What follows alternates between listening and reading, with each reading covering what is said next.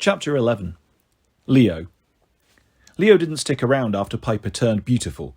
Sure, it was amazing and all. She's got makeup, it's a miracle. But Leo had problems dealing with. He ducked out of the amphitheatre and ran into the darkness, wondering what he'd got himself into. He'd stood up in front of a bunch of stronger, braver demigods and volunteered for a mission that would probably get him killed.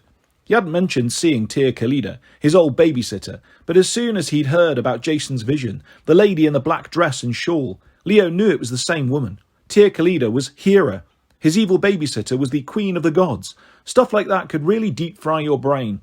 He trudged towards the woods and tried not to think about his childhood, all the messed-up things that had led to his mother's death.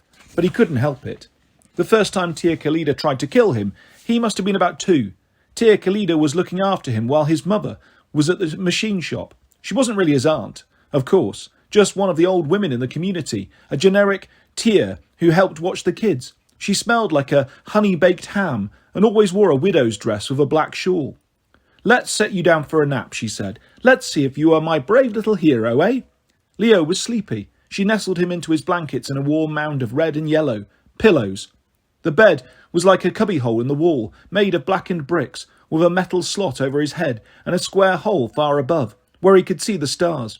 He remembered resting comfortably, grabbing at sparks like fireflies. He dozed and dreamed of a boat made of fire, sailing through the cinders. He imagined himself on board, navigating the sky. Somewhere nearby, Tia Khalida sat in her rocking chair, creak, creak, creak, and sang a lullaby. Even at 2, Leo knew the difference between English and Spanish, and he remembered being puzzled because Tia Khalida was singing in a language that was neither. Everything was fine until his mother came home. She screamed and raced over to snatch him up, yelling at Tia Khalida, "How could you?" But the old lady had disappeared. Leo remembered looking over his mother's shoulder at the flames curling around his blankets. Only years later had he realised he'd been sleeping in a blazing fireplace. The weirdest thing? Tia Khalida hadn't been arrested or even banished from their house. She appeared again several times over the next few years. Once when Leo was free. She let him play with knives. "You must learn your blades early," she insisted, "if you are to be my hero someday." Leo managed not to kill himself, but he got the feeling Tia Khalida wouldn't have cared one way or the other. When Leo was 4, Tia found a rattlesnake for him in a nearby cow pasture. She gave him a stick and encouraged him to poke the animal. "Where is your bravery, little hero? Show me the fates were right to choose you." Leo stared down at those amber eyes, hearing the dry shh, shh, shh of the snake's rattle. He couldn't bring himself to poke the snake. It didn't seem fair. Apparently the snake felt the same way about biting a little kid.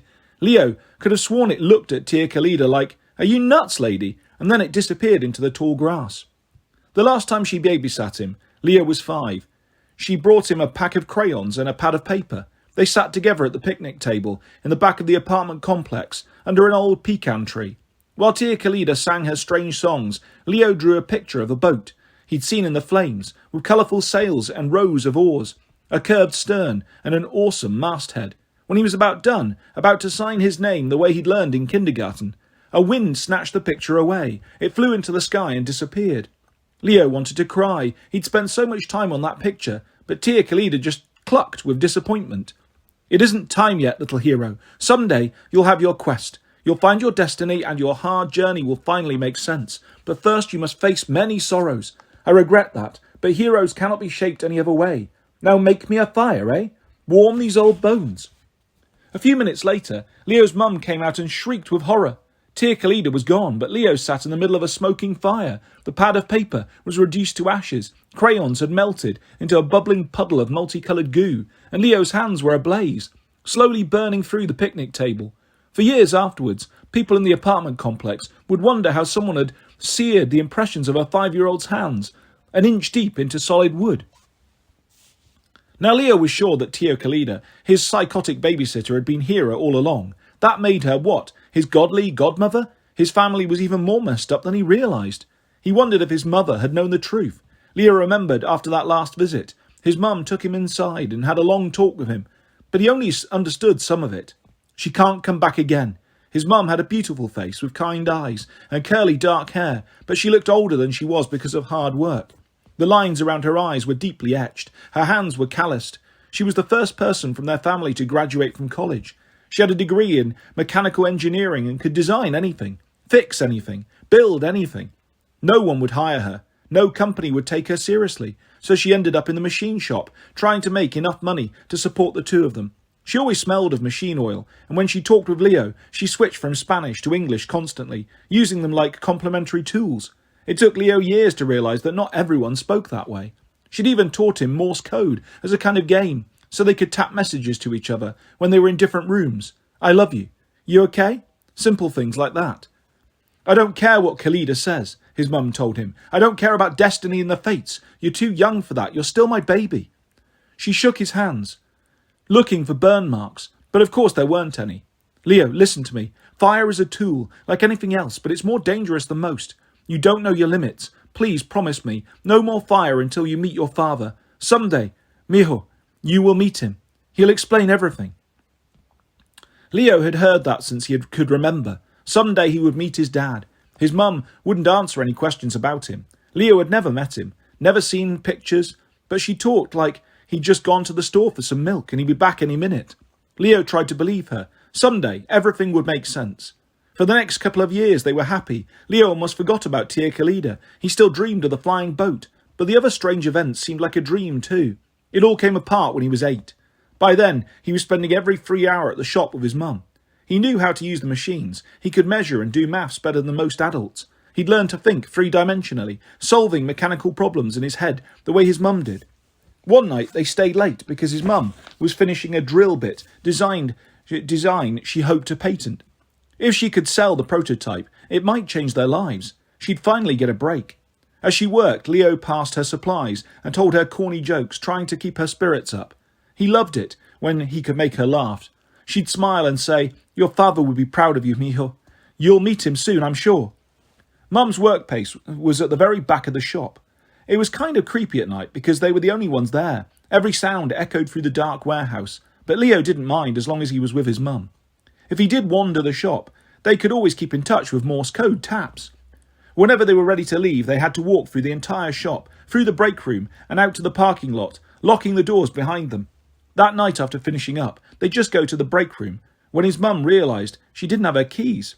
"That's funny," she frowned. "I know I had them. Wait here, mijo. I'll only be a minute." She gave him one more smile, the last one he'd ever get, and she went back into the warehouse. She'd only been gone a few heartbeats when the interior door slammed shut. Then the exterior door locked itself. "Mum?" Leo's heart pounded. Something heavy crashed inside the warehouse. He ran to the door, but no matter how hard he pulled or kicked, it wouldn't open. "Mum!" Frantically, he tapped a message on the wall. "You okay?" "She can't hear you," a voice said. Leo turned and found himself facing a strange woman. At first he thought it was Tia Khalida. She was wrapped in black robes, with a veil covering her face. "Tia?" he said. The woman chuckled, a slow, gentle sound, as if she were half asleep. "I am not your guardian, merely a family resemblance." What do you want? Where's my mum?" Loyal to your mother, how nice. But you see, I have children too, and I understand you will fight them some day. When they try to wake me, you will prevent them. I cannot allow that." "I don't know you. I don't want to fight anybody." She muttered like a sleepwalker in a trance. A wise choice. With a chill, Leo realised the woman was, in fact, asleep. Behind the veil, her eyes were closed, but even stranger, her clothes were not made of cloth. They were made of earth, dry black dirt, churning and shifting around her. Her pale, sleeping face was barely visible behind a curtain of dust, and he had the horrible sense that she had just risen from the grave. If the woman was asleep, Leo wanted her to stay that way. He knew that fully awake, she would be even more terrible. "I cannot destroy you yet," the woman murmured. "The fates will not allow it. But they do not protect your mother, and they cannot stop me from breaking your spirit. Remember this night, little hero, when they ask you to oppose me." "Leave my mother alone." Fear rose in his throat as the woman shuffled forward. She moved more like an avalanche than a person, a dark wall of earth shifting towards him. "How will you stop me?" she whispered. She walked straight through a table, the particles of her body reassembling on the other side. She loomed over Leo, and he knew she would pass right through him too. He was the only thing between her and his mother. His hands caught fire. The sleepy smile spread across the woman's face as if she'd already won. Leo screamed with desperation. His vision turned red. Flames washed over the earthen woman, the walls, the locked doors, and Leo lost consciousness. When he woke, he was in an ambulance. The paramedic tried to be kind. She told him the warehouse had burned down. His mother hadn't made it out. The paramedic said she was sorry, but Leo felt hollow. He'd lost control, just like his mother had warned. Her death was his fault. Soon the police came to get him, and they weren't as nice. The fire had started in the break room, they said, right where Leo was standing. He'd survived by some miracle, but what kind of child locked the doors of his mother's workplace, knowing she was inside, and started a fire?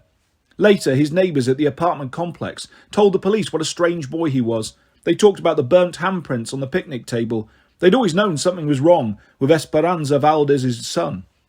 His relatives wouldn't take him in. His Aunt Rosa called him a Diablo and shouted at the social workers to take him away. So Leo went to his first foster home. A few days later, he ran away. Some foster homes lasted longer than others. He would joke around, make a few friends, pretend that nothing bothered him, but he always ended up running sooner or later. It was the only thing that made the pain better, feeling like he was moving, getting further and further away from the ashes of that machine shop. He'd promised himself he would never play with fire again. He hadn't thought about Tia Khalida or the sleeping woman wrapped in earthen robes for a long time. He was almost to the woods when he imagined Tia Khalida's voice. It wasn't your fault, little hero. Our enemy awakes. It's time to stop running. Hera, Leo muttered. You're not even here, are you? You're in a cage somewhere. There was no answer, but now at least Leo understood something. Hera had been watching him his entire life. Somehow she'd known that one day she would need him. Maybe those fates she mentioned could tell the future. Leo wasn't sure, but he knew he was meant to go on this quest. Jason's prophecy warned them to beware the earth, and Leo knew it had something to do with the sleeping woman in the shop, wrapped in robes of shifting dirt. You'll find your destiny, Tia Khalida had promised. Your hard journey will finally make sense. Leo might find out what that flying boat in his dreams meant. He might meet his father, or even get to avenge his mother's death. But first things first, he'd promised Jason a flying ride. Not the boat from his dreams, not yet. There wasn't time to build something that complicated. He needed a quicker solution. He needed a dragon. He hesitated at the edge of the woods, peering into absolute blackness. Owls hooted, and something far away hissed like a chorus of snakes. Leo remembered what Will Solace had told him. No one should go in the woods alone, definitely not unarmed. Leo had nothing, no sword, no flashlight, no help. He glanced back at the lights of the cabins. He could turn around now and tell everyone he'd been joking. Psych! Nissa could go on the quest instead. He could stay at camp and learn to be part of the Hephaestus cabin. But he wondered how long it would be before he looked like his bunkmates. Sad, dejected, convinced of his own bad luck. They cannot stop me from breaking your spirit, the sleeping woman had said. Remember this night, little hero, when they asked you to oppose me. Believe me, lady, Leo muttered. I remember. And whoever you are, I'm going to face-plant you hard, Leo style. He took a deep breath and plunged into the forest. Chapter 12. Leo. The woods weren't like any place he'd been before. Leo had been raised in a North Houston apartment complex. The wildest things he'd ever seen were that rattlesnake in the cow pasture and his Aunt Rosa in a nightgown, until he was sent to Wilderness School. Even there, the school had been in the desert. No trees with gnarled roots to trip over, no streams to fall into, no branches casting dark, creepy shadows, and owls looking down at him with their big, reflective eyes. This was the Twilight Zone. He stumbled along until he was sure no one back at the cabins could possibly see him, and then he summoned fire. Flames danced along his fingertips, casting enough light to see. He hadn't tried to keep a sustained burn going since he was 5, at that picnic table. Since his mum's death, he'd been too afraid to try anything. Even this tiny fire made him feel guilty. He kept walking, looking for dragon-type clues. Giant footprints, trampled trees, swathes of burning forest. Something that big couldn't exactly sneak around, right? But he saw nada. Once he glimpsed a large, furry shape like a wolf or a bear, but it stayed away from his fire, which was fine by Leo. Then at the bottom of a clearing, he saw the first trap, a 100-foot-wide crater ringed with boulders. Leo had to admit it was pretty ingenious. In the centre of the depression, a metal vat the size of a hot tub had been filled with bubbly dark liquid, Tabasco sauce and motor oil. On a pedestal suspended over the vat, an electric fan rotated in a circle, spreading the fumes across the forest. Could metal dragons smell? The vat seemed to be unguarded, but Leo looked closely, and in the dim light of the stars and his handheld fire, he could see the glint of metal beneath the earth and leaves. A bronze net lining the entire crater. Or maybe sea wasn't the right word. He could sense it there. as if the mechanism was emitting heat, revealing itself to him. 6 large strips of bronze stretched out from the vat like the spokes of a wheel. They would be pressure sensitive, Leo guessed. As soon as the dragon stepped on one, the net would spring closed and voila, one gift-wrapped monster. Leo edged closer. He put his foot on the nearest trigger trap. As he expected, nothing happened. They had to have set the net for something really heavy.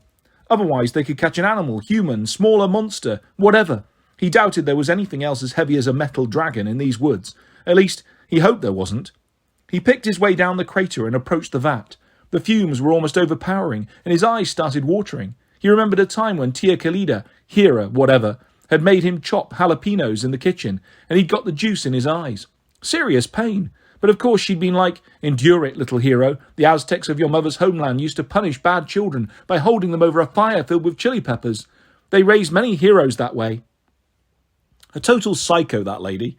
Leo was so glad he was on a quest to rescue her.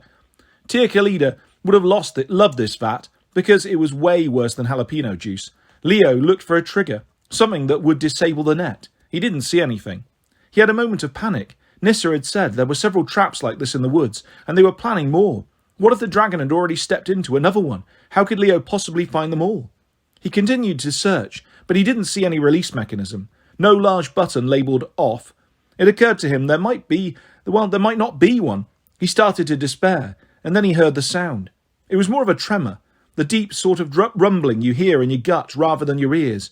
It gave him the jitters. But he didn't look around for the source. He just kept examining the trap, thinking, must be a long way off. It's pounding its way through the woods. I gotta hurry. Then he heard a grinding snort, like steam forced out of a metal barrel. His neck tingled. He turned slowly. At the edge of the pit, 50 feet away, 2 glowing red eyes were staring at him. The creature gleamed in the moonlight, and Leo couldn't believe something that huge had sneaked up on him so fast. Too late. He realized its gaze was fixed on the fire in his hand, and he extinguished the flames.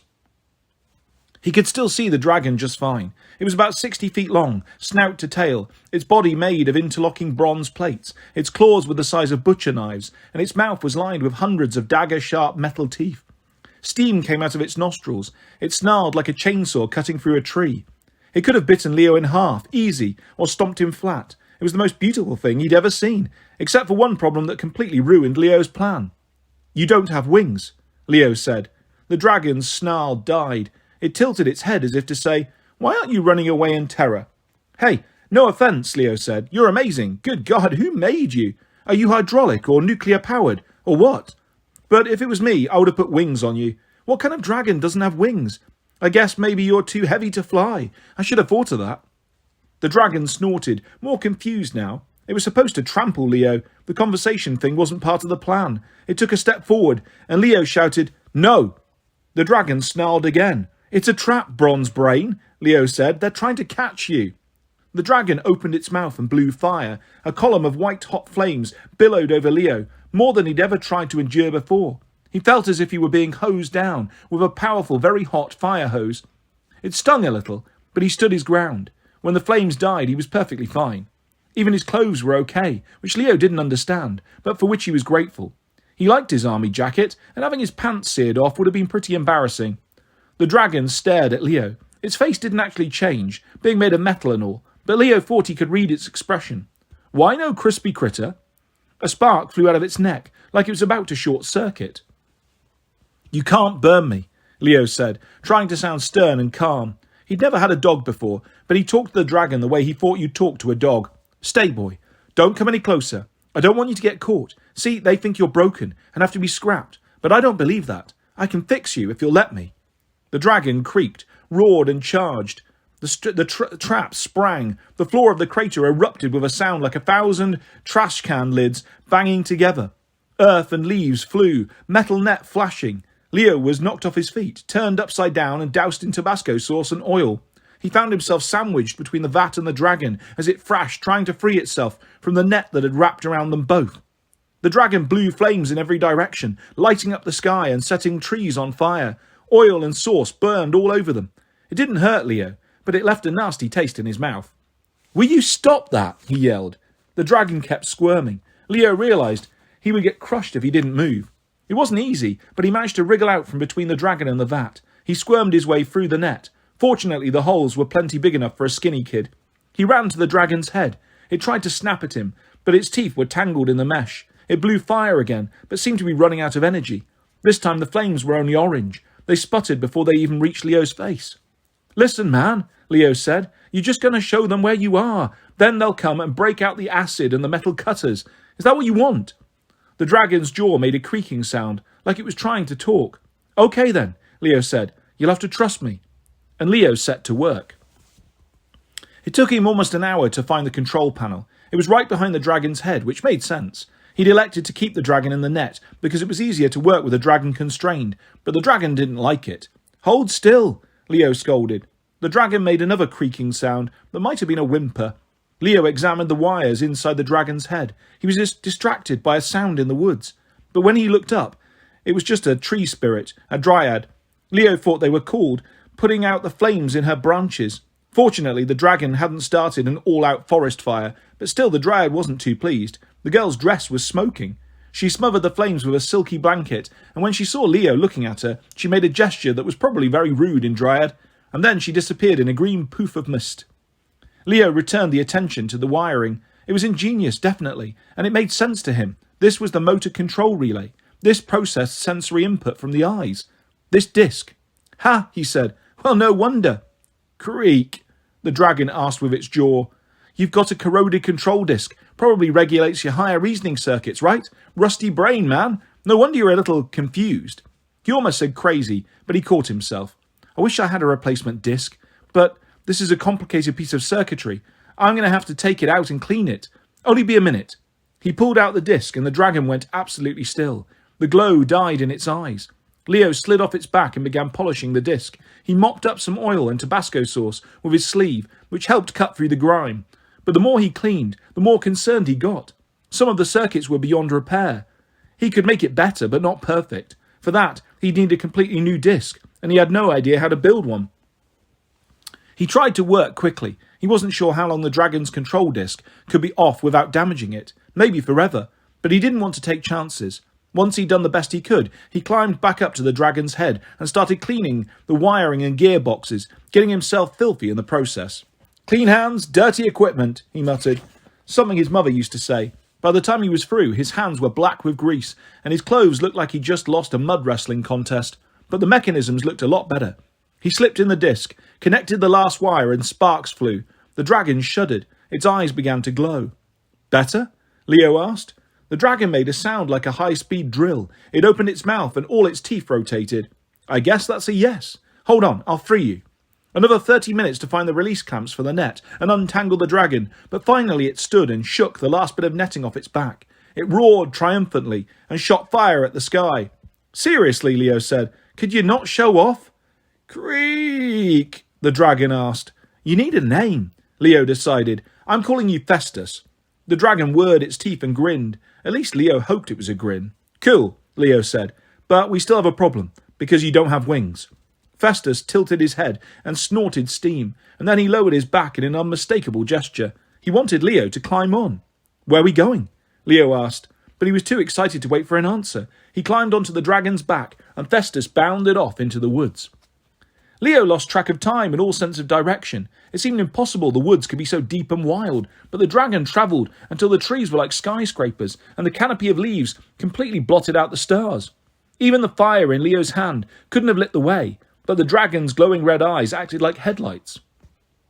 Finally, they crossed a stream and came to a dead end, a limestone cliff 100 feet tall, a solid sheer mass the dragon couldn't possibly climb. Festus stopped at the base and lifted one leg like a dog, pointing. "What is it?" Leo slid to the ground. He walked up the cliff, nothing but solid rock. The dragon kept pointing. "It's not going to move out of your way," Leo told him. The loose wire in the dragon's neck sparked, but otherwise he stayed still. Leo put his hand on the cliff. Suddenly his fingers smouldered. Lines of fire spread from his fingertips like ignited gunpowder, sizzling across the limestone. The burning lines raced across the cliff face until they had outlined a glowing red door 5 times as tall as Leo. He backed up and the door swung open, disturbingly silent for such a big slab of rock. "Perfectly balanced," he muttered. "That's some first-rate engineering." The dragon unfroze and marched inside, as if he were coming home. Leo stepped through and the door began to close. He had a moment of panic, remembering the night in the machine shop long ago, when he'd been locked in. What if he got stuck in here? But then lights flickered on, a combination of electric fluorescence and wall-mounted torches. When Leo saw the cavern, he forgot about leaving. "Festus," he muttered, "what is this place?" The dragon stomped to the centre of the room, leaving tracks in the thick dust, and curled up on a large circular platform. The cave was the size of an aeroplane hangar, with endless work tables and storage cages, rows of garage-sized doors along either wall, and staircases that led up to a network of catwalks high above. Equipment was everywhere: hydraulic lifts, welding torches, hazard suits, air spades, forklifts, plus something that looked suspiciously like a nuclear reaction chamber. Bulletin boards were covered with tattered, faded blueprints, and weapons, armour, shields, war supplies all over the place, a lot of them only partially finished. Hanging from chains far above the dragon's platform was an old tattered banner, almost too faded to read. The letters were Greek, but Leo somehow knew what they said. Bunker 9. Did that mean 9 as in the Hephaestus cabin, or 9 as in there were 8 others? Leo looked at Festus, still curled up on the platform, and it occurred to him that the dragon looked so content because it was home. It had probably been built on that pad. Do the other kids know? Leo's question died as he asked it. Clearly this place had been abandoned for decades. Cobwebs and dust covered everything. The floor revealed no footprints except for his and the huge paw prints of the dragon. He was the first one in this bunker since a long time ago.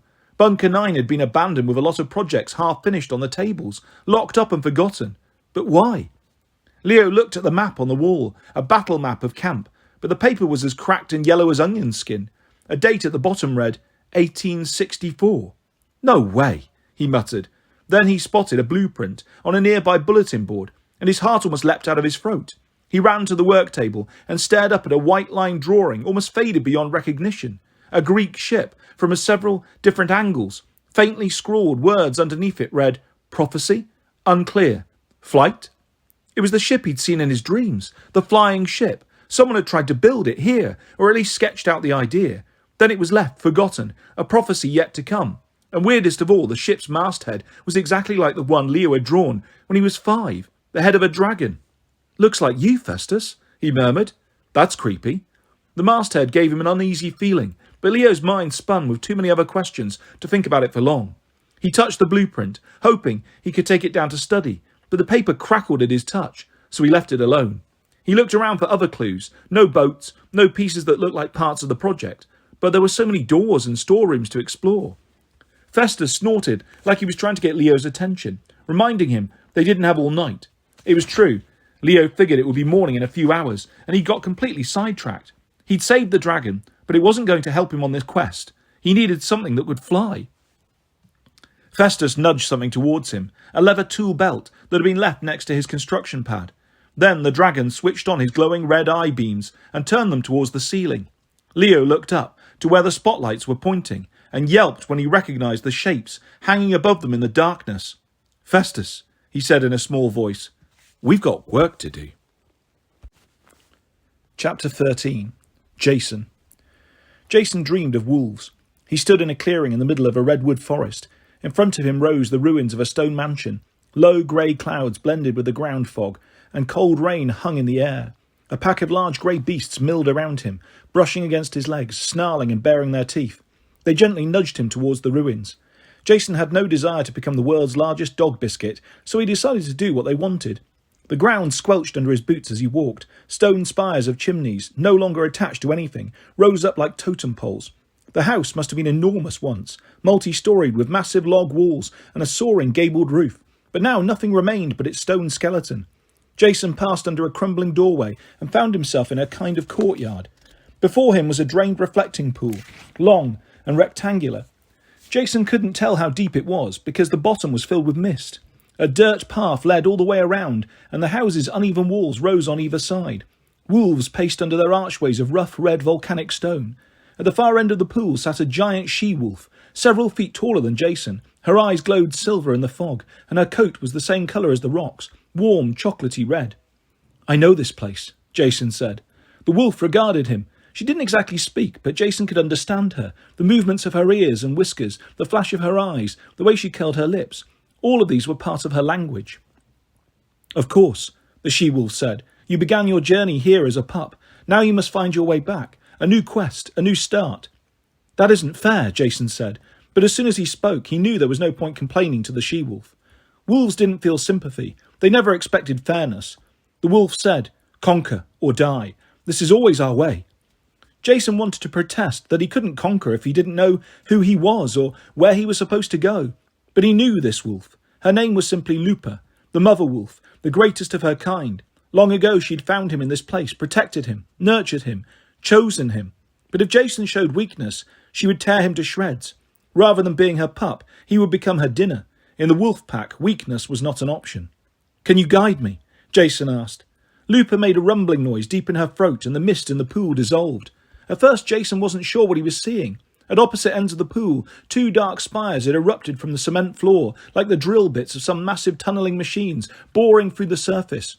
Jason couldn't tell if the spires were made of rock or petrified vines, but they were formed of thick tendrils that came together in a point at the top. Each spire was about 5 feet tall, but they weren't identical. The one closest to Jason was darker and seemed like a solid mass. Its tendrils fused together. As he watched, it pushed a little further out of the earth and expanded a little wider.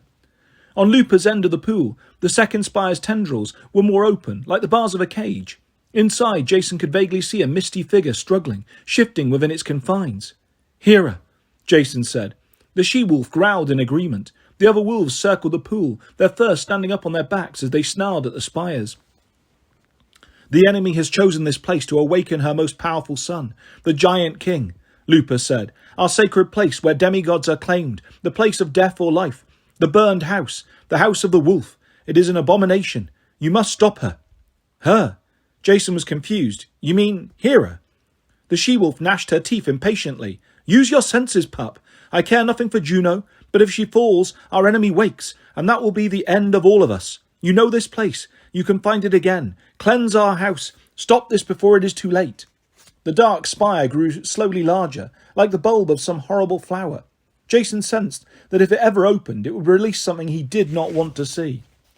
"Who am I?" Jason asked the she-wolf. "At least tell me that." Wolves don't have much of a sense of humour, but Jason could tell the question amused Lupa, as if Jason were a cub just trying out his claws, practising to be the alpha male. "You are our saving grace, as always." The she-wolf curled her lip, as if she had just made a clever joke. "Do not fail, son of Jupiter." Chapter 14. Jason. Jason woke to the sound of thunder. Then he remembered where he was. It was always thundering in cabin 1. Above his cot, the domed ceiling was decorated with a blue and white mosaic like a cloudy sky. The cloud tiles shifted across the ceiling, changing from white to black. Thunder rumbled through the room, and gold tiles flashed like veins of lightning. Except for the cot that the other campers had brought him, the cabin had no regular furniture, no chairs, tables or dressers. As far as Jason could tell, it didn't even have a bathroom. The walls were carved with alcoves, each holding a bronze brazier or a golden eagle statue on a marble pedestal. In the centre of the room, a 20-foot-tall, full-colour statue of Zeus in classic Greek robes stood with a shield at his side and a lightning bolt raised, ready to smite somebody. Jason studied the statue, looking for anything he had in common with the Lord of the Sky. Black hair? Nope. Grumbly expression? Well, maybe. Beard? No thanks. In his robes and sandals, Zeus looked like a really buff, really angry hippie. "Yeah, Cabin 1. A big honour," the other campers had told him. "Sure, if you like sleeping in a cold temple by yourself with hippie Zeus frowning down on you all night." Jason got up and rubbed his neck. His whole body was stiff from bad sleep and summoning lightning. The little trick last night hadn't been as easy as he had let on. It had almost made him pass out. Next to the cot, new clothes were laid out for him. Jeans, trainers and an orange Camp Half-Blood shirt. He definitely needed a change of clothes, but looked down at his tattered purple shirt. He was reluctant to change. It felt wrong somehow, putting on the camp shirt. He still couldn't believe he belonged here, despite everything they'd told him. He thought about his dream, hoping more memories would come back to him about Lupa, or that ruined house in the redwoods. He knew he'd been there before. The wolf was real, but his head ached when he tried to remember. The marks on his forearms seemed to burn. If he could find those ruins, he could find his past. Whatever was growing inside that rock spire, Jason had to stop it. He looked at hippie Zeus. "You're welcome to help." The statue said nothing. "Thanks, Pops," Jason muttered. He changed clothes and checked his reflection in Zeus's shield. His face looked watery and strange in the metal, like he was dissolving in a pool of gold. Definitely he didn't look as good as Piper had last night, after she'd suddenly been transformed. Jason still wasn't sure how he felt about that. He'd acted like an idiot, announcing in front of everyone that she was a knockout. Not like there'd been anything wrong with her before. Sure, she looked great after Aphrodite zapped her, but she also didn't look like herself, not comfortable with the attention. Jason had felt bad for her. Maybe that was crazy, considering she'd just been claimed by a goddess and turned into the most gorgeous girl at camp. Everybody had started fawning over her, telling her how amazing she was, and how obviously she should be the one who went on the quest. But that attention had nothing to do with who she was. New dress, new makeup, glowing pink aura, and boom, suddenly people liked her. Jason understood how she must be feeling. Last night, when he'd called down lightning, the other campers' reactions had seemed familiar to him. He was pretty sure he'd been dealing with that for a long time. People looking at him in awe just because he was the son of Zeus, treating him special. But it didn't have anything to do with him. Nobody cared about him, just his big scary daddy standing behind him with a doomsday bolt, as if to say, respect this kid or eat voltage. After the campfire, when people started heading back to their cabins, Jason had gone up to Piper and formally asked her to come with him on the quest. She'd still been in a state of shock, but she nodded, rubbing her arms, which must have been cold in that sleeveless dress. Aphrodite took my snowboarding jacket, she muttered. Mugged by my own mum. In the first row of the amphitheatre, Jason found a blanket and wrapped it around her shoulders.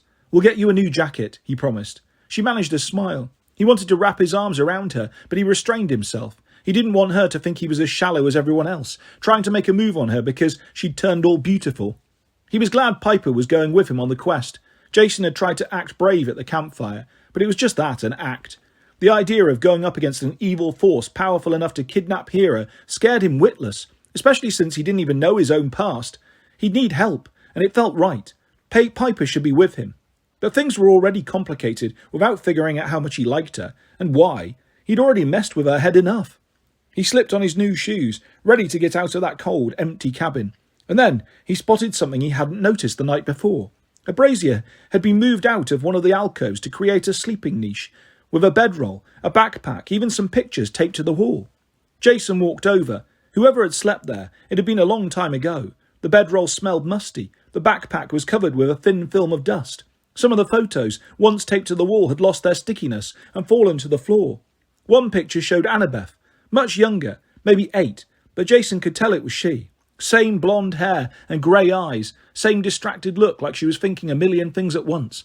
She stood next to a sandy-haired guy, about 14 or 15, with a mischievous smile and ragged leather armour over a t-shirt.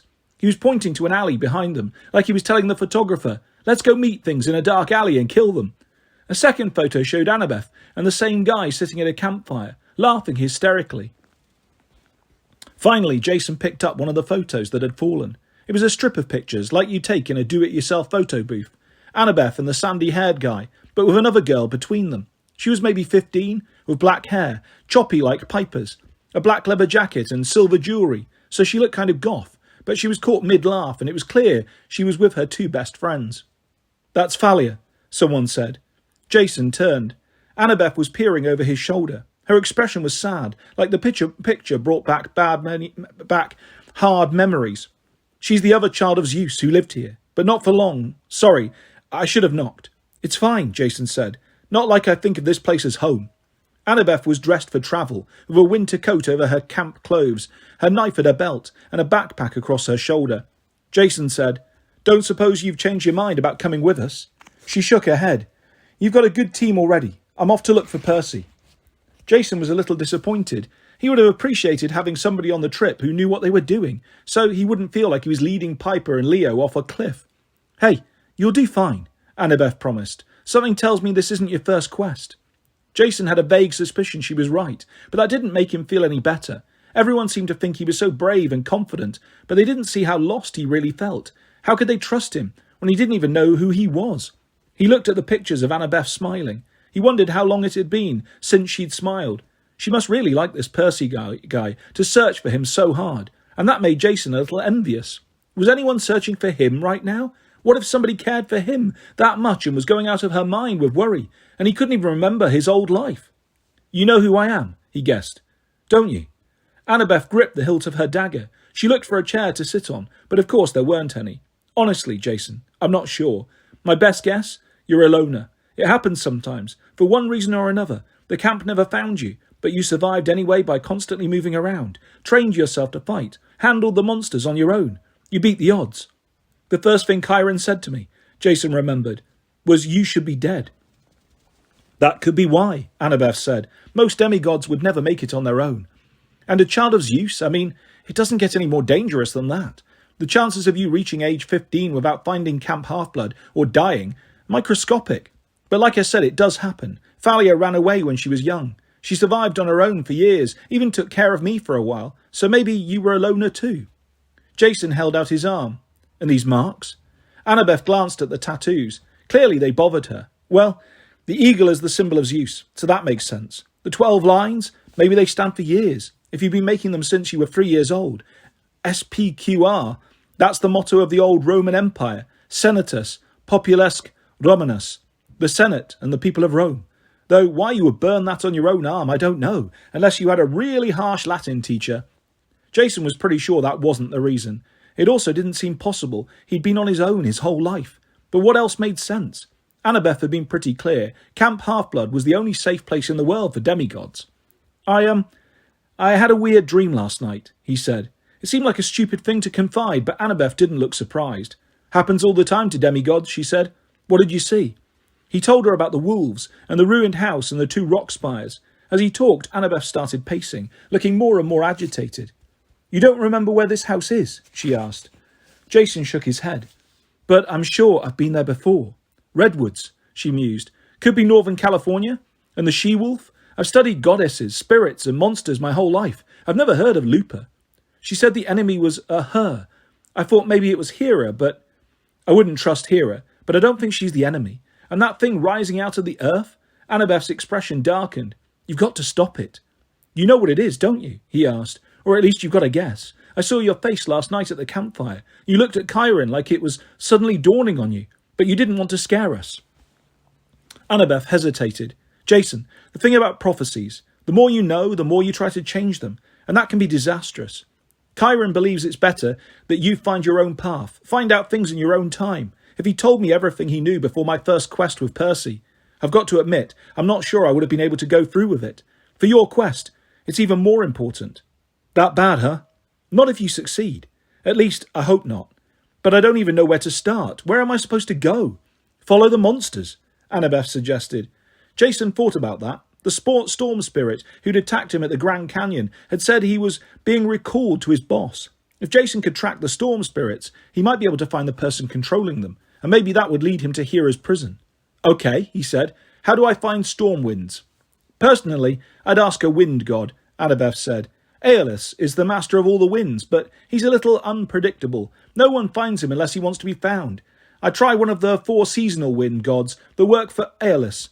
The nearest one, the one who has the most dealings with heroes, is Boreas, the north wind. So if I looked him up on Google Maps? Oh, he's not hard to find, Annabeth promised. He settled in North America like all the other gods. So of course, he picked the oldest northern settlement, about as far north as you can go. Maine? Jason guessed. Further. Jason tried to envision a map. What was further north than Maine? The oldest northern settlement. Canada, he decided. Quebec? Annabeth smiled. Hope you speak French. Jason actually felt a spark of excitement. Quebec. At least now he had a goal. Find the north wind, track down the storm spirits, find out who they worked for and where that ruined house was. Free Hera, all in 4 days. Cake. Thanks, Annabeth. He looked at the photo booth, pictures still in his hand. So, you said it was dangerous being a child of Zeus? Whatever happened to Thalia? Oh, she's fine, Annabeth said. She became a hunter of Artemis, one of the handmaidens of the goddess. They roam around the country killing monsters. We don't see them at camp very often. Jason glanced over at the huge statue of Zeus. He understood why Thalia had slept in this alcove. It was the only place in the cabin not in a hippie Zeus's line of sight. And even that hadn't been enough. She'd chosen to follow Artemis and be part of a group, rather than stay in this cold, drafty temple, alone with her 20-foot-tall dad, Jason's dad, glowering down at her. Eat voltage. Jason didn't have any trouble understanding Thalia's feelings. He wondered if there were hunter groups for guys. Who's the other kid in the photo? He asked. The sandy-haired guy. Annabeth's expression tightened.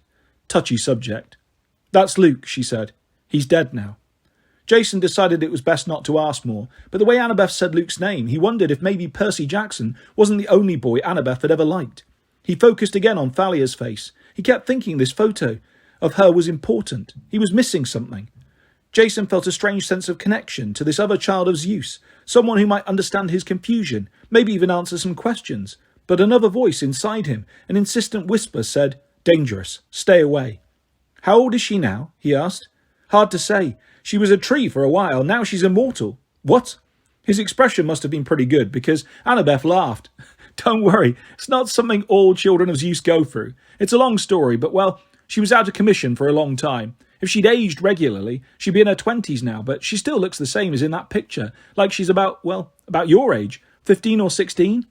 Something in the she-wolf had said in his dream nagged at Jason. He found himself asking, "What's her last name?" Annabeth looked uneasy. She didn't use her last name, really. If she had to, she'd use her mum's, but they didn't get along. Thalia ran away when she was pretty young. Jason waited. "Grace," Annabeth said. "Thalia Grace." Jason's fingers went numb.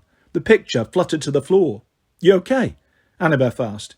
A shred of memory had ignited. Maybe a tiny piece that Hero had forgotten to steal. Or maybe she'd left it there on purpose, just enough for him to remember that name, and know that digging up his past was terribly, terribly dangerous. "You should be dead," Chiron had said. It wasn't a comment about Jason beating the odds as a loner. Chiron knew something specific, something about Jason's family. The she-wolf's words in his dream finally made sense to him, her clever joke at his expense. He could imagine Lupa growling a wolfish laugh. "What is it?" Annabeth pressed. Jason couldn't help keep this to himself. It would kill him. And he had to get Annabeth's help. If she knew Thalia, maybe she could advise him.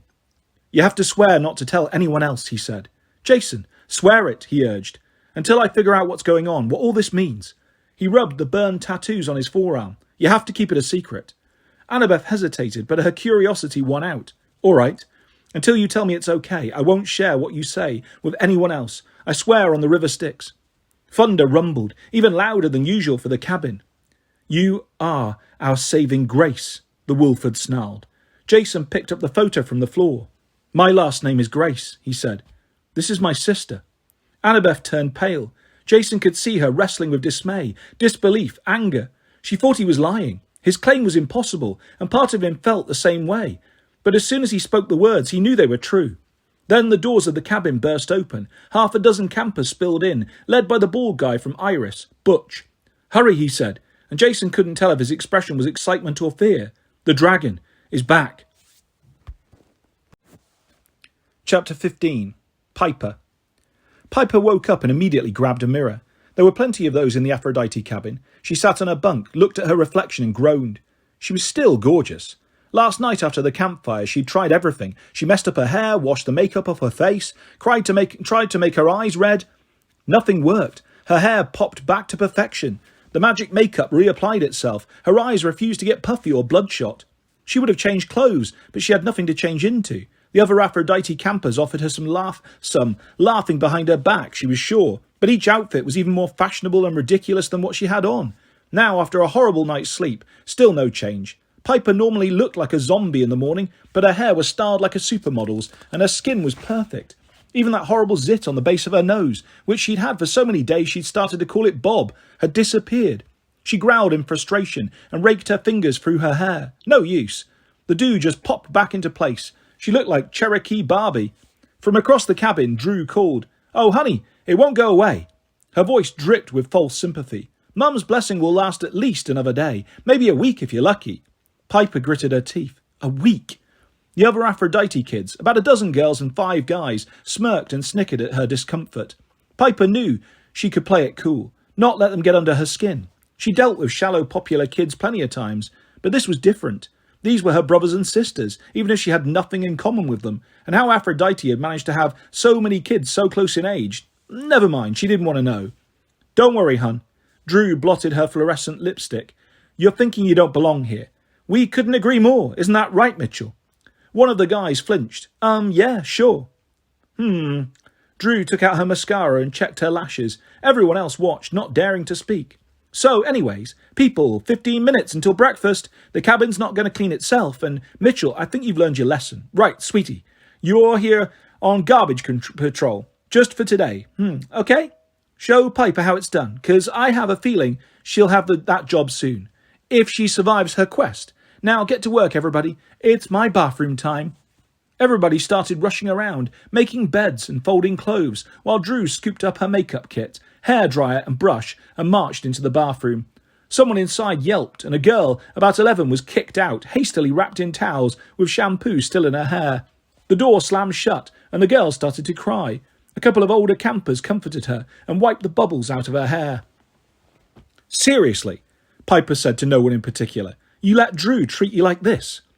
A few kids shot Piper nervous looks, like they might actually agree, but they said nothing.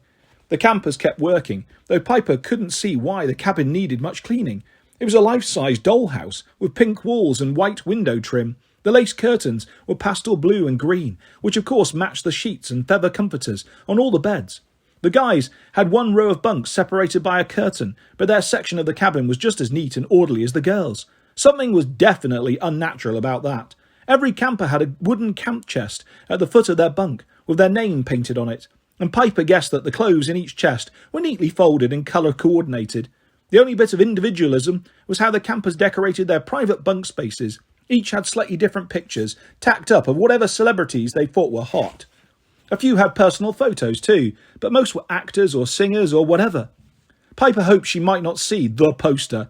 It had been almost a year since the movie, and she thought by now surely everyone had torn down those old tattered advertisements and tacked up something newer, but no such luck. She spotted one on the wall by the storage closet, in the middle of a collage of famous heartthrobs.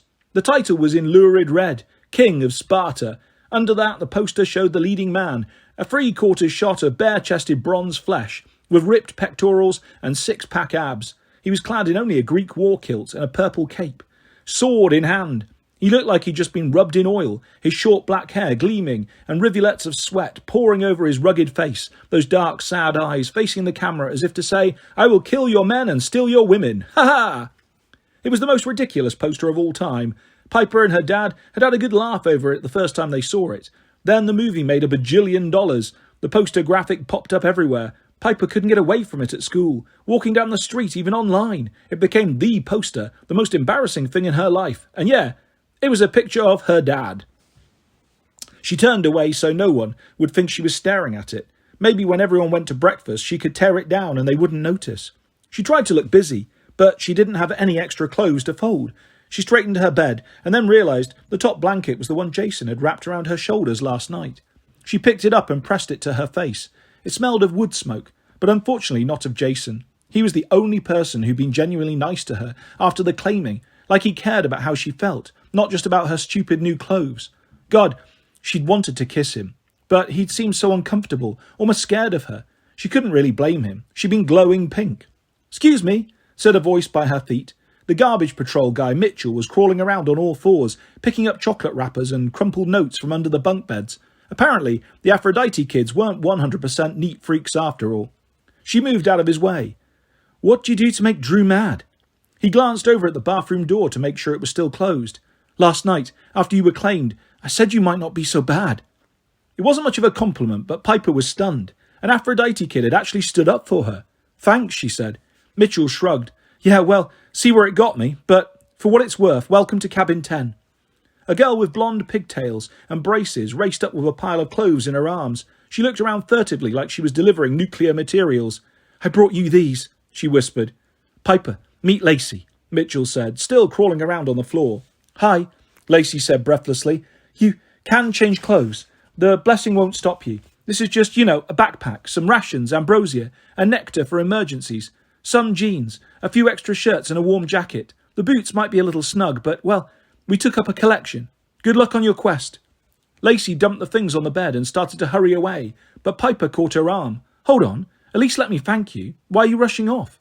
Lacey looked like she might shake apart from nervousness. Well, Drew might find out, Mitchell explained. I might have to wear the shoes of shame, Lacey gulped. The what? Piper asked. Lacey and Mitchell both pointed to a black shelf mounted in the corner of the room like an altar. Displayed on it were a hideous pair of orthopedic nurse's shoes, bright white with thick soles. I had to wear them for a week once, Lacey whimpered. They don't go with anything. And there are worse punishments, Mitchell warned. Drew can charm speak, see? Not many Aphrodite kids have that power, but if she tries hard enough, she can get you to do some pretty embarrassing things. Piper, you're the first person I've seen in a long time who was able to resist her. Charm speak. Piper remembered last night, the way the crowd at the campfire had swayed back and forth between Drew's opinions and hers. You mean like you could talk someone into doing things, or giving you things, like a car?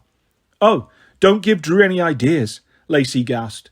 But yeah, Mitchell said, she could do that. So that's why she's head counsellor, Piper said. She convinced you all. Mitchell picked off a nasty wad of gum from under Piper's bed. Nah, she inherited the post when Selina Beauregard died in the war. Drew was second oldest. Oldest camper automatically gets the post, unless somebody with more years or more completed quests wants to challenge, in which case there's a duel, but that hardly ever happens. Anyway, we've been stuck with Drew in charge since August. She decided to make some, changes in the way the cabin is run. Yes, I did.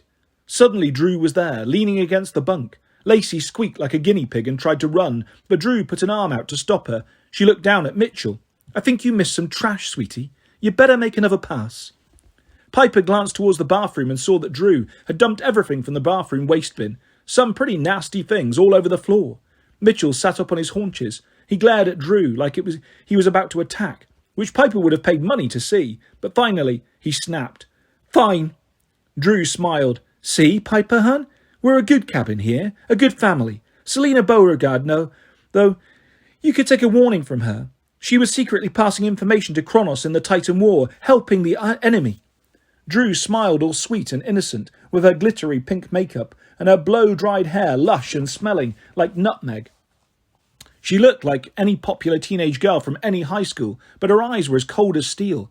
Piper got the feeling Drew was looking straight into her soul, pulling out her secrets. Helping the enemy. Oh, none of the other cabins talk about it, Drew confided. They act like Selina Beauregard was a hero. She sacrificed her life to make things right, Mitchell grumbled. She was a hero. Drew said. Another day on garbage patrol, Mitchell. But anyways, Selina lost track of what this cabin is about. We match up cute couples at camp, and then we break them apart and start over. It's the best fun ever. We don't have any business getting involved in other stuff like wars and quests. I certainly haven't been on any quests. They're a waste of time. Lacey raised her hand nervously. But last night you said you wanted to go on a... Drew glared at her, and Lacey's voice died. Most of all, Drew continued, we certainly don't need our image tarnished by spies, do we, Piper? Piper tried to answer, but she couldn't. There was no way Drew could know about her dreams, or her dad's kidnapping, was there? It's too bad you won't be around, Drew sighed. But if you survive your little quest, don't worry, I'll find somebody to match up with you. Maybe one of those gross Hephaestus guys, or Clovis. He's pretty repulsive. Drew looked her over with a mix of pity and disgust. Honestly, I didn't think it was possible for Aphrodite to have an ugly child, but who was your father? Was he some sort of mutant, or... Tristan McLean, Piper snapped. As soon as she said it, she hated herself. She never ever played the famous dad card, but Drew had driven her over the edge. My dad's Tristan McLean. The stunned silence was gratifying for a few seconds, but Piper felt ashamed of herself. Everybody turned and looked at the poster. The poster, her dad flexing his muscles for the whole world to see. Oh my God! Half the girls screamed at once. Sweet, a guy said. The dude with the sword who killed the other dude in that movie. He is so hot for an old guy, a girl said, and then she blushed. I mean, I'm sorry, I know he's your dad, but... Oh, that's so weird. It's weird, all right, Piper agreed. Do you think we could... I don't know, you could get me his autograph? Another girl asked. Piper forced a smile. She couldn't say, if my dad survives. Yeah, no problem, she managed. The girls squealed in excitement, and more kids surged forward, asking a dozen questions at once. Have you ever been on the set? Do you live in a mansion? Do you have lunch with movie stars? Have you had your rite of passage? That one caught Piper off guard. Rite of what? She asked. The girls and guys giggled and shoved each other around like this was an embarrassing topic. The rite of passage for an Aphrodite child, one explained. You get someone to fall in love with you, and then you break their heart, dump them. Once you do that, you've proven yourself worthy of Aphrodite. Piper stared at the crowd to see if they were joking. Break someone's heart on purpose? That's terrible. The others looked confused. Why? A guy asked. Oh my God, a girl said. I bet Aphrodite broke your dad's heart. I bet he never loved anyone ever again, did he? That's so romantic. When you have your rite of passage, you can be just like Mum." "Forget it," Piper yelled, a little louder than she'd intended. The other kids backed away. "I'm not breaking somebody's heart just for a stupid rite of passage." Which of course gave Drew a chance to take back control. "Well, there you go," she cut in. "Selina said the same thing. She broke the tradition, fell in love with that Beckendorf boy, and stayed in love. If you ask me, that's why things ended tragically for her." "That's not true," Lacey squeaked, but Drew glared at her and she immediately melted back into the crowd. "Hardly matters," Drew continued. "Perhaps, Piper, hun, you couldn't break anyone's heart anyway. And this nonsense about your dad being Tristan McLean, that's so begging for attention." Several of the kids blinked uncertainly. "You mean he's not her dad?" one asked. Drew rolled her eyes. "Please. Now it's time for breakfast, people, and Piper here has to start that little quest. So let's get her packed and get her out of here." Drew broke up the crowd and got everyone moving. She called them hun and dear, but her tone made it clear she expected to be obeyed. Mitchell and Lacey helped Piper pack. They even guarded the bathroom while Piper went in and changed into a better travelling outfit. The hand-me-downs weren't fancy, thank God, just well-worn jeans, a t-shirt, and a comfortable winter coat and hiking boots that fitted perfectly. She strapped her dagger, Catoptris, to her belt. When Piper came out, she felt almost normal again. The other campers were standing at their bunks while Drew came around and inspected. Piper turned to Mitchell and Lacey and mouthed, "Thank you." Mitchell nodded grimly. Lacey flashed a full brace's smile. Piper doubted Drew had ever thanked them for anything. She also noticed that the King of Sparta poster had been wadded up and thrown in the trash. Drew's orders, no doubt. Even though Piper had wanted to take the poster down herself, now she was totally steamed. When Drew spotted her, she clapped in mock applause. "Very nice. Our little quest girl all dressed up in dumpster clothes again. Now, off you go. No need to eat breakfast with us. Good luck with whatever. Bye." Piper shouldered her bag. She could feel everyone else's eyes on her as she walked to the door. She could just leave and forget about it. That would have been the easy thing. What did she care about this cabin, these shallow kids? Except that some of them had tried to help her. Some of them had even stood up to her, to Drew for her. She turned at the door. "You know, you all don't have to follow Drew's orders." The other kids shifted. Several glanced at Drew, but she looked so stunned, too stunned to respond. One managed. "She's our head counselor." "She's a tyrant," Piper corrected. "You can think for yourselves. There's got to be more to Aphrodite than this." "More than this," one kid echoed. "Think for ourselves," a second muttered. "People," Drew screeched. "Don't be stupid. She's charm-speaking you." "No," Piper said. "I'm just telling the truth." At least, Piper thought that was the case. She didn't understand exactly how this charm-speaking business worked, but she didn't feel like she was putting any special power into her words. She didn't want to win an argument by tricking people. That would make her no better than Drew. Piper simply meant what she said. Besides, even if she tried charm speaking, she had a feeling it wouldn't work very well on another charm speaker like Drew. Drew sneered at her. "You may have a little power, Miss Movie Star, but you don't know the first thing about Aphrodite. You have such great ideas. What do you think this cabin is about then? Tell them. Then maybe I'll tell them a few things about you, huh?"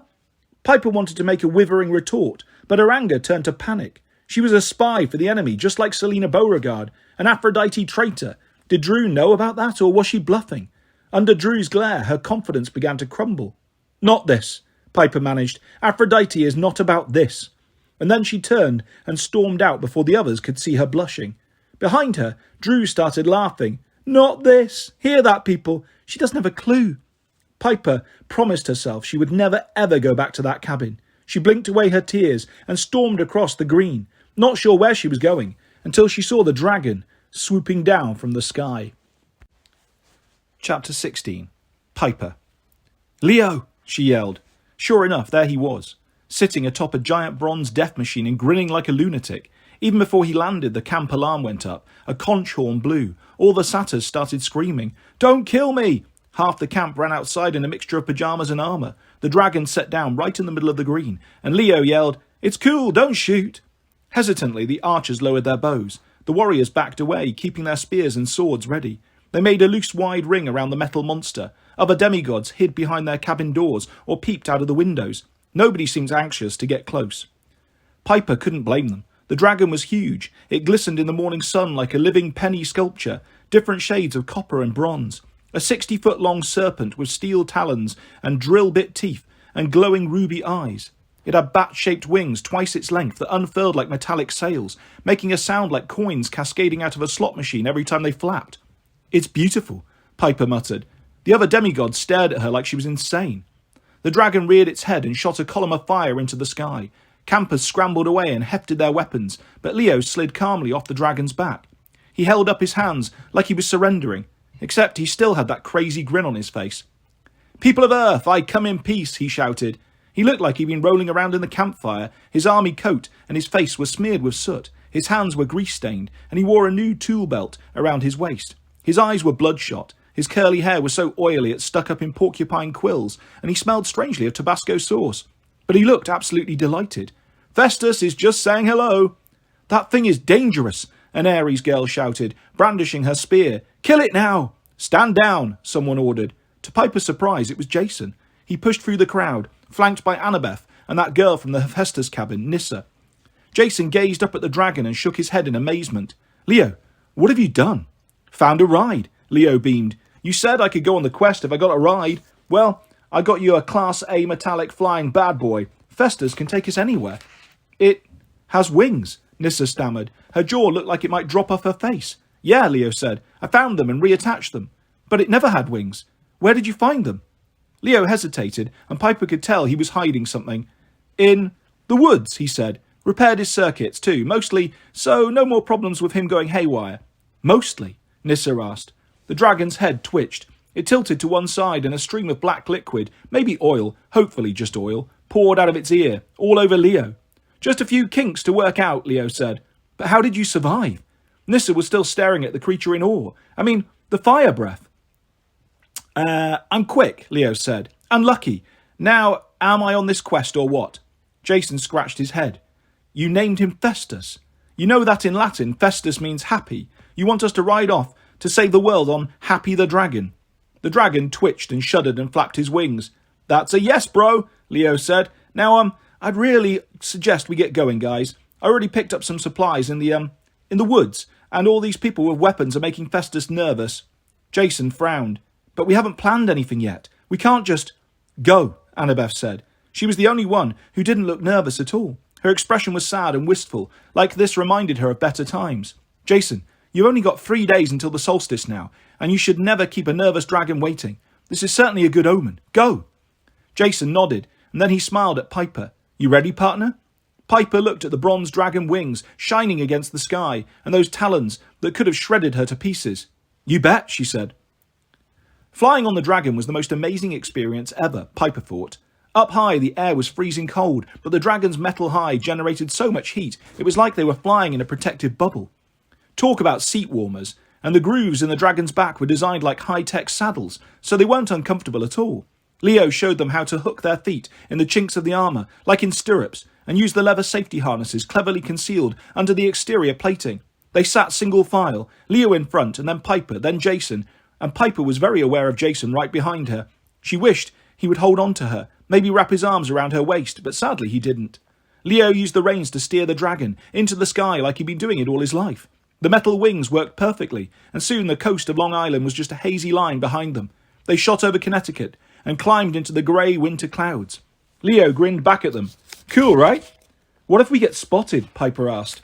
"The mist," Jason said. "It keeps mortals from seeing magic things. If they spot us, they'll probably mistake us for a small plane or something." Piper glanced over her shoulder. "You sure about that?" "No," he admitted, and then Piper saw he was clutching a photo in his hand, a picture of a girl with dark hair. She gave Jason a quizzical look, but he blushed and put the photo in his pocket. "We're making good time. Probably get there by tonight." Piper wondered who the girl in the picture was, but she didn't want to ask, and if Jason didn't volunteer the information, that wasn't a good sign. And he remembered. Had he remembered something about his life before? Was that a photo of his real girlfriend? Stop it, she thought. You'll just torture yourself. She asked a safer question. "Where are we heading?" "To find the god of the north wind," Jason said, "and chase some storm spirits." Chapter 17. Leo. Leo was totally buzzing. The expression on everyone's faces when he flew the dragon into camp. Priceless. He thought his cabin mates were going to bust a lug nut. Festus had been awesome too. He hadn't blow-torched a single cabin or eaten any satyrs, even if he did dribble a little oil from his ear. Okay, a lot of oil. Leo could work on that later.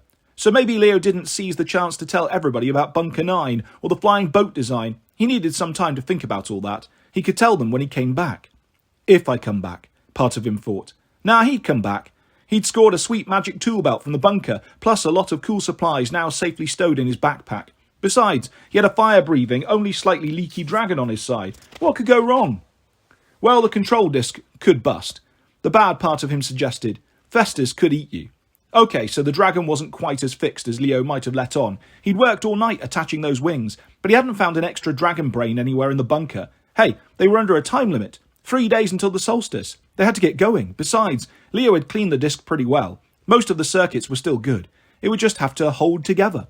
His bad side started to think, yeah, but what if... Shut up me, Leo said aloud. What? Piper asked. Nothing, he said. Long night, I think I'm hallucinating. It's cool. Sitting in front, Leo couldn't see their faces, but he assumed from their silence that his friends were not pleased to have a sleepless, hallucinating dragon driver. Just joking. Leo decided it might be good to change the subject. So what's the plan, bro? You said something about catching wind or breaking wind or something. As they flew over New England, Jason laid out the game plan. First, find some guy named Boreas and grill him for information. His name is Boreas. Leo had to ask, what is he, the god of boring? Second, Jason continued, they had to find these Venti that had attacked them at the Grand Canyon. Can we just call them storm spirits? Leo asked. Venti makes them sound like evil espresso drinks. And third, Jason finished, they had to find out who the storm spirits worked for, so they could find Hera and free her. So you want to look for Dylan, the nasty storm dude, on purpose, Leo said. The guy who threw me off the skywalk and sucked Coach Hedge into the clouds. That's about it, Jason said. Well, there may be a wolf involved too, but I think she's friendly. She probably won't eat us, unless we show weakness. Jason told them about his dream, the big nasty mother wolf, and a burnt-out house with some spires growing out of the swimming pool. Uh-huh, Leo said. But you don't know where this place is? Nope, Jason admitted. There are also giants, Piper added. The prophecy said the giant's revenge. Hold on, Leo said. Giants, like more than one? Why can't it be just one giant who wants revenge? I don't think so, Piper said. I remember in some of the old Greek stories, there was something about an army of giants. Great, Leo muttered. Of course, with our luck, it's an army. So you know anything else about these giants? Didn't you do a bunch of myth research for that movie with your dad? Your dad's an actor, Jason asked. Leo laughed. I keep forgetting about your amnesia. Hey, forgetting about amnesia, that's funny, but yeah, her dad's Tristan McLean. Sorry? What was he in? It doesn't matter, Piper said quickly. The giants, well, there were lots of giants in Greek mythology. But if I'm thinking of the right ones, they were bad news. Huge, almost impossible to kill. They could throw mountains and stuff. I think they were related to the Titans. They rose from the earth after Kronos lost the war. I mean, the first Titan war, thousands of years ago, and they tried to destroy Olympus, if we're talking about the same giants. Chiron said it was happening again. Jason remembered. The last chapter, that's what he meant. No wonder he didn't want us to know all the details. Leo whistled. So, giants who can throw mountains, friendly wolves that will eat us if we show weakness, evil espresso drinks. Gotcha. Maybe this isn't the time to bring up my psycho babysitter. Is that another joke? Piper asked. Leo told them about Tia Khalida, who was really Hera, and how she'd appeared to him at camp. He didn't tell them about his fire abilities. That was still a touchy subject, especially after Nyssa had told him fire demigods tended to destroy cities and stuff. Besides, then Leo would have to get into how he'd caused his mum's death, and... No, he wasn't ready to go there. He did manage to talk about the night she died, not mentioning the fire, just saying the machine shop collapsed. It was easier without having to look at his friends, just keeping his eyes straight ahead as they flew. And he told them about the strange woman in earthen robes who seemed to be asleep and seemed to know the future. Leo estimated the whole state of Massachusetts passed below them before his friends spoke. That's disturbing, Piper said. About sums it up, Leo agreed. Thing is, everybody says, don't trust Hera. She hates demigods, and the prophecy said we'd cause death if we unleash her rage. So I'm wondering, why are we doing this? She chose us, Jason said, all three of us. We're the first of the 7 who have to gather for the great prophecy. This quest is the beginning of something much bigger. That didn't make Leo feel any better, but he couldn't argue with Jason's point. It did feel like this was the start of something huge. He just wished that if there were 4 more demigods destined to help them, they'd show up quick. Leo didn't want to hog all the terrifying, life-threatening adventures. Besides, Jason continued, helping Hera is the only way I can get back my memory, and that dark spire in my dream seemed to be feeding on Hera's energy. If that thing unleashes a king of the giants by destroying Hera. Not a good trade-off, Piper agreed. At least Hera is on our side, mostly. Losing her would throw the gods into chaos. She's the main one who keeps peace in the family. And a war with the giants could be even more destructive than a Titan war. Jason nodded. Chiron has also talked about worse forces stirring on the solstice, with it being a good time for dark magic and all, something that could awaken if Hera was sacrificed on that day. And this mistress, who's controlling the storm spirits, the one who wants to kill all the demigods. Might be that weird sleeping lady, Leo finished. Dirt woman fully awake. Not something I want to see. But who is she? Jason asked. And what does she have to do with giants? Good questions, but none of them had answers. They flew in silence while Leo wondered if he'd done the right thing sharing so much. He'd never told anyone about that night at the warehouse. Even if he hadn't given them the whole story, it still felt strange. Like he'd opened up his chest and taken out all the gears that made him tick. His body was shaking, and not from the cold. He hoped Piper, sitting behind him, couldn't tell. The forge and dove shall break the cage. Wasn't that the prophecy line?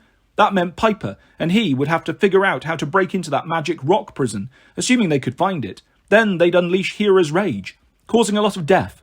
Well, that sounded fun. Leo had seen Tia Khalida in action. She liked knives, snakes, and putting babies in roaring fires. Yeah, definitely. Let's unleash her rage. Great idea. Festus kept flying. The wind got colder, and below them snowy forests seemed to go on forever. Leo didn't know exactly where Quebec was. He told Festus to take them to the Palace of Boreas, and Festus kept going north. Hopefully, the dragon knew the way, and they wouldn't end up in the North Pole. Why don't you get some sleep? Piper said in his ear. You were up all night. Leo wanted to protest, but the word sleep sounded really good. You won't let them fall off? Me fall off? Piper patted his shoulder. Trust me, Valdez. Beautiful people never lie. Right, he muttered. He leaned forward against the warm bronze of the dragon's neck and closed his eyes. Chapter 18. Leo. It seemed he slept only for seconds, but when Piper shook him awake, the daylight was fading. We're here, she said. Leo rubbed the sleep out of his eyes. Below them a city sat on a cliff overlooking a river. The plains around it were dusty with snow, but the city itself glowed warmly in the winter sunset. Buildings crowded together inside high walls, like a medieval town, way older than any place Leo had seen before. In the centre was an actual castle, at least Leo assumed it was a castle, with massive red brick walls and a square tower with a peaked green gabled roof. Tell me that's Quebec, and not Santa's workshop, Leo said. Yeah, Quebec City, Piper confirmed. One of the oldest cities in North America, founded around 1600 or so. Leo raised an eyebrow. Your dad do a movie about that too? She made a face at him, which Leo was used to, but it didn't quite work with her new glamorous makeup. I read sometimes, okay? Just because Aphrodite claimed me doesn't mean I have to be an airhead. Feisty, Leo said. Since you know so much, what's that castle? A hotel, I think. Leo laughed. No way. But as they got closer, Leo saw she was right. The grand entrance was bustling with doormen, valets, and porters taking bags. Sleek black luxury cars idled in the drive. People in elegant suits and winter cloaks hurried to get out of the cold. The north wind is staying in a hotel? Leo said. That can't be. Heads up, guys, Jason interrupted. We've got company. Leo looked below and saw what Jason meant. Rising from the top of the tower were two winged figures, angry angels with nasty-looking swords. Festus didn't like the angel guys. He swooped to a halt in mid-air, wings beating and talons bared, and made a rumbling sound in his throat that Leo recognised. He was getting ready to blow fire. Steady, boy, Leo muttered. Something told him the angels would not take kindly to getting torched. I don't like this, Jason said. They look like storm spirits. At first, Leo thought he was right, but as the angels neared, he could see they were much more solid than the Venti. They looked like regular teenagers except for their icy white hair and feathery purple wings. Their bronze swords were jagged like icicles. Their faces looked similar enough that they might have been brothers, but they definitely weren't twins. One was the size of an ox, with a bright red hockey jersey, baggy sweatpants and black leather cleats. The guy clearly had been in too many fights because both his eyes were black, and when he bared his teeth, several of them were missing. The other guy looked like he just stepped off one of Leo's mum's 1980s rock album covers, Journey, maybe, or Hall & Oates, or something even lamer. His ice-white hair was long and feathered into a mullet. He wore pointy-toed leather shoes, designer trousers that were way too tight, and a god-awful silk shirt with the top 3 buttons open. Maybe he thought he looked like a groovy love god, but the guy couldn't have weighed more than 90 pounds, and he had a bad case of acne. The angels pulled up in front of the dragon and hovered there, swords at the ready. The hockey ox grunted. No clearance. Excuse me, Leo said. You have no flight plan on file, explained the groovy love god. On top of his other problems, he had a French accent, so bad Leo was sure it was fake. This is a restricted airspace. Destroy them. The ox showed off his gap-toothed grin. The dragon began to hiss steam, ready to defend them. Jason summoned his golden sword, but Leo cried, Hold on. Let's have some manners here, boys. Can I at least find out who has the honour of destroying me? I am Cal, the ox grunted. He looked very proud of himself, like he'd taken a long time to memorise that sentence. That's short for Calais, the love god said. Sadly, my brother cannot say words with more than 2 syllables. Pizza, hockey, destroy, Cal offered, which includes his own name. The love god finished. I am Cal, repeated, and this is Zephas, my brother. Wow, Leo said. That was almost 3 sentences, man. Way to go. Cal grunted, obviously pleased with himself. Stupid buffoon, his brother grumbled. They make fun of you, but no matter. I am Zephas, which is short for Zephas. And the lady there? He winked at Piper, but the wink was more like a facial seizure. She can tell me anything she likes. Perhaps she would like to have dinner with a famous demigod before we must destroy you? Piper made a sound like gagging on a cough drop. That's a truly horrifying offer. It's no problem. Zephas wiggled his eyebrows. We are very romantic people, we Boreads. Boreads? Jason cut in. Do you mean like the sons of Boreas? Ah, so you've heard of us. Zephas looked pleased. We are our father's gatekeepers. So you understand we cannot have unauthorized people flying in this airspace on creaky dragons, scaring the silly mortal peoples. He pointed below, and Leo saw that the mortals were starting to take notice. Several were pointing up, not with alarm, yet more with confusion and annoyance, like the dragon was a traffic helicopter flying too low. Which is sadly why, unless this is an emergency landing, Zephas said, brushing his hair out of his acne-covered face, we will have to destroy you painfully. Destroy, Cal agreed, with a little more enthusiasm than Leo thought necessary. Wait, Piper said, this is an emergency landing. Ah! Cal looked so disappointed that Leo almost felt sorry for him. Zephas studied Piper, which of course he'd already been doing. How does the pretty girl decide this is an emergency then? We have to see Boreas. It's totally urgent, please. She forced a smile, which Leo figured must have been killing her, but she still had that blessing of Aphrodite thing going on, and she looked great. Something about her voice, too. Leo found himself believing every word. Jason was nodding, looking absolutely convinced. Zephas picked at his silk shirt, probably making sure it was still open wide enough. Well, I hate to disappoint a lovely lady, but you see my sister. She would have an avalanche if we allow you. And our dragon is malfunctioning, Piper added. It could crash any minute. Festus shuddered helpfully, and then turned his head and spilled gunk out of his ear, splattering a black Mercedes in the parking lot below. No destroy, Cal whimpered.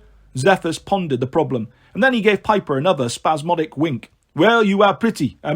You're right. A malfunctioning dragon, this could be an emergency. Destroy them later, Cal offered, which was probably as close to friendly as he ever got. It will take some explaining, Zephas decided. Father has not been keen to visitors lately, but yes. Come, faulty dragon people, follow us.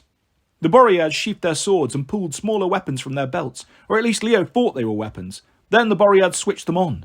Leo realised they were flashlights with orange cones, like the ones traffic controller guys use on a runway. Cal and Zephas turned and swooped towards the hotel's tower. Leo turned to his friends. I love these guys. And follow them? Jason and Piper didn't look eager. I guess, Jason decided. We're here now, but I wonder why Boreas hasn't been kind to visitors. Pfft, he just hasn't met us, Leo whistled. Festus, after those flashlights. As they got closer, Leo worried they'd crash into the tower. The Boreads made right for the green gabled peak and didn't slow down. Then a section of the slanted roof slid open, revealing an entrance easily wide enough for Festus. The top and bottom were lined with icicles like jagged teeth. This cannot be good, Jason muttered. But Leo spurred the dragon downward, and they swooped in after the Boreads. They landed in what must have been the penthouse suite, but the place had been hit by a flash freeze. The entry hall had vaulted ceilings 40 feet high, huge draped windows and lush oriental carpets. A staircase at the back of the room led up to another equally massive hall, and more corridors branched off to the left and right. But the ice made the room's beauty a little frightening. When Leo slid off the dragon, the carpet crunched under his feet. A fine layer of frost covered the furniture. The curtains didn't budge because they were frozen solid, and the ice-coated windows let in weird watery light from the sunset. Even the ceiling was furry with icicles. As for the stairs, Leo was sure he'd slip and break his neck if he tried to climb them. Guys, Leo said, fix the thermostat in here, and I would totally move in. Not me. Jason looked uneasily at the staircase. Something feels wrong. Something up there. Festus shuddered and snorted flames. Frost started to form on his scales. No, no, no. Zephyrus marched over, though how he could walk in those pointy leather shoes, Leo had no idea. The dragon must be deactivated. We can't have fire in here. The heat ruins my air. Festus growled and spun his drill bit teeth. "It's okay, boy." Leo turned to Zephyrus. "The dragon's a little touchy about the whole deactivation concept, but I've got a better solution." "Destroy?" Cal suggested. "No, man, you got to stop with the destroy talk. Just wait." "Leo," Piper said nervously, "what are you?" "Watch and learn, beauty queen. When I was repairing Festus last night, I found all kinds of buttons. Some you do not want to know what they do, but others... here we go."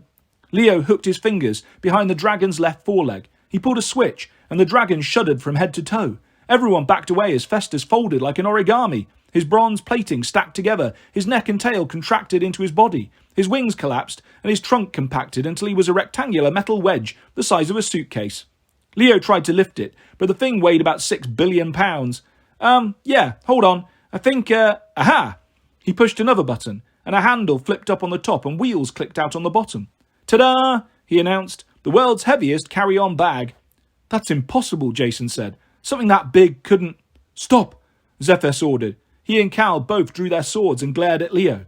Leo raised his hands. "Okay, what did I do? Stay calm, guys. If it bothers you that much, I don't have to take the dragon as carry-on." "Who are you?" Zephyrus shoved the point of his sword against Leo's chest. "A child of the south wind spying on us?" "What? No," Leo said. "Son of Hephaestus. Friendly blacksmith. No harm to anyone."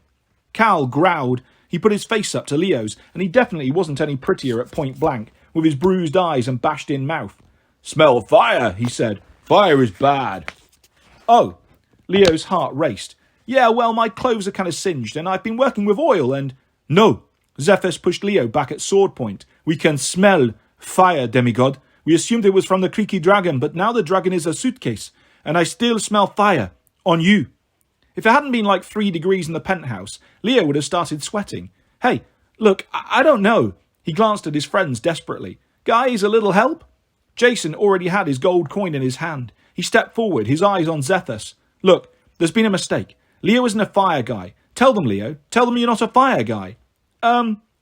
Zephyrus?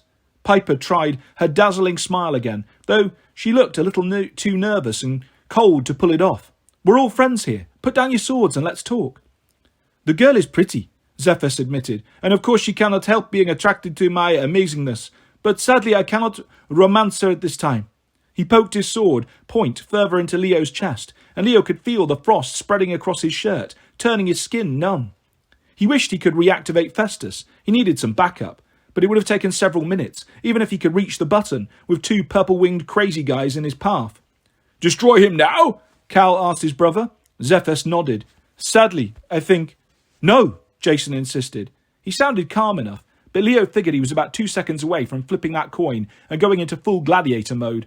"Leo's just a son of Hephaestus. He's no threat. Piper here is a daughter of Aphrodite. I'm the son of Zeus. We're on a peaceful..." Jason's voice faltered, because both Boreads had suddenly turned on him. "What did you say?" Zephyrus demanded. "You are the son of Zeus?" Yeah, Jason said. "That's a good thing, right? My name is Jason." Cal looked so surprised, he almost dropped his sword. "Can't be Jason," he said. "Doesn't look the same." Zephyrus stepped forward and squinted at Jason's face. "No, he is not our Jason. Our Jason was more stylish. Not as much as me, but stylish. Besides, our Jason died millennia ago." "Wait," Jason said. "Your Jason? You mean the original Jason, the Golden Fleece guy?" "Of course," Zephyrus said. "We were the crewmates aboard the ship, the Argo, in the old times when we were mortal demigods.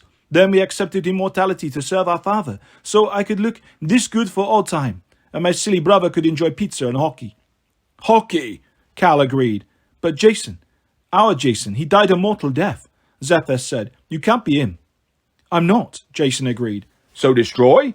Cal asked. Clearly the conversation was giving his 2 brain cells a serious workout. "No," Zephyrus said regretfully. "If he is a son of Zeus, he could be the one we've been watching for." "Watching for?" Leo asked. "You mean like in a good way? You'll shower him with fabulous prizes, or watching for like in a bad way? He's in trouble?" A girl's voice said, "That depends on my father's will." Leo looked up the staircase. His heart nearly stopped. At the top stood a girl in a white silk dress. Her skin was unnaturally pale. the colour of snow, but her hair was a lush mane of black, and her eyes were coffee brown. She focused on Leo with no expression, no smile, no friendliness. But it didn't matter. Leo was in love. She was the most dazzling girl he'd ever seen. Then she looked at Jason and Piper and seemed to understand the situation immediately. "Father will want to see the one called Jason," the girl said. "Then it is him?" Zephyrus asked excitedly. "We'll see," the girl said. "Zephyrus, bring our guests." Leo grabbed the handle of his bronze dragon suitcase. He wasn't sure how he'd lug it up the stairs, but he had to get next to that girl and ask her some important questions, like her email address and phone number. Before he could take a step, she froze him with a look. Not literally froze, but she might as well have. "Not you, Leo Valdez," she said. In the back of his mind, Leo wondered how she knew his name, but mostly he was just concentrating on how crushed he felt. Why not? He probably sounded like a whiny kindergartner, but he couldn't help it. "You cannot be in the presence of my father," the girl said. "Fire and ice. It would not be wise." "We're going together," Jason insisted, putting his hand on Leo's shoulder. "Or not at all." The girl tilted her head, like she wasn't used to people refusing her orders. "He will not be harmed, Jason Grace, unless you make trouble. Calais, keep Leo Valdez here. Guard him, but do not kill him." Cal pouted, just a little. "No," the girl insisted, "and take care of his interesting suitcase until father passes judgment." Jason and Piper looked at Leo, their expressions asking him a silent question. How do you want to play this? Leo felt a surge of gratitude. They were ready to fight for him. They wouldn't leave him alone with the hockey ox. Part of him wanted to go for it, bust out his new tool belt and see what he could do, maybe even summon a fireball or two and warm this place up. But the Boread guys scared him, and that gorgeous girl scared him even more, even if he still wanted her number. "It's fine, guys," he said. "No sense causing trouble if we don't have to. You go ahead." "Listen to your friend," the pale girl said. "Leo Valdez will be perfectly safe. I wish I could say the same for you, son of Zeus. Now come. King Boreas is waiting."